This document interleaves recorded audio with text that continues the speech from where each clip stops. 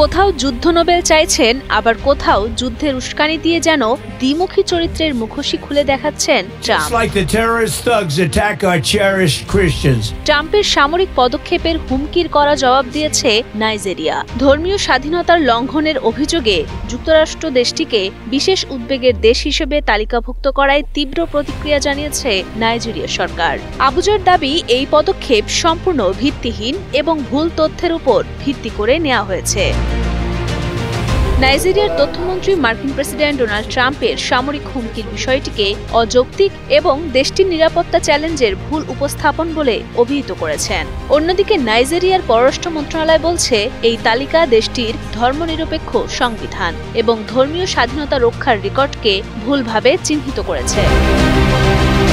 আরেকটি পৃথক সংবাদ সম্মেলনে নাইজেরিয়ার পররাষ্ট্র মন্ত্রণালয়ের স্থায়ী সচিব দুনোমা উমর আহমেদ ওয়াশিংটনের এই পদক্ষেপকে প্রত্যাখ্যান করেন। তিনি বলেন, নাইজেরিয়ায় পদ্ধতিগত ধর্মীয় নিপীড়নের সাম্প্রতিক বাহ্যিক দাবিগুলো সম্পূর্ণ ভিত্তিহীন। ধর্মীয় নিপীড়নের জল্পনা কল্পনার উপর ভিত্তি করে নাইজেরিয়াকে বিশেষ উদ্বেগের দেশ হিসেবে চিহ্নিত করাটা মৌলিকভাবে ভুল তথ্যের উপর প্রতিষ্ঠিত।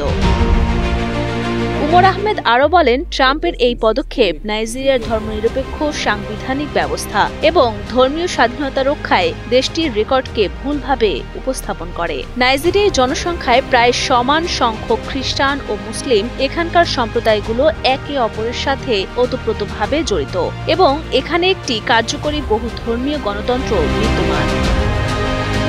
এই উত্তেজনার সূত্রপাত হয় মূলত গত সপ্তাহে, যখন মার্কিন প্রেসিডেন্ট ডোনাল্ড ট্রাম্প নাইজেরিয়াকে পুনরায় ধর্মীয় স্বাধীনতা লঙ্ঘনকারী দেশের তালিকায় অন্তর্ভুক্ত করেন। এরপর তিনি জানান, নাইজেরিয়ায় খ্রিস্টানদের হত্যা বন্ধ না হলে দ্রুত সামরিক ব্যবস্থা নেওয়ার জন্য তিনি মার্কিন প্রতিরক্ষা বিভাগকে প্রস্তুত থাকতে বলেছেন। ওয়াশিংটনের এই সিদ্ধান্ত দুই দেশের মধ্যে কূটনৈতিক সম্পর্কে দৃশ্যমান টানাপোড়েন তৈরি করেছে।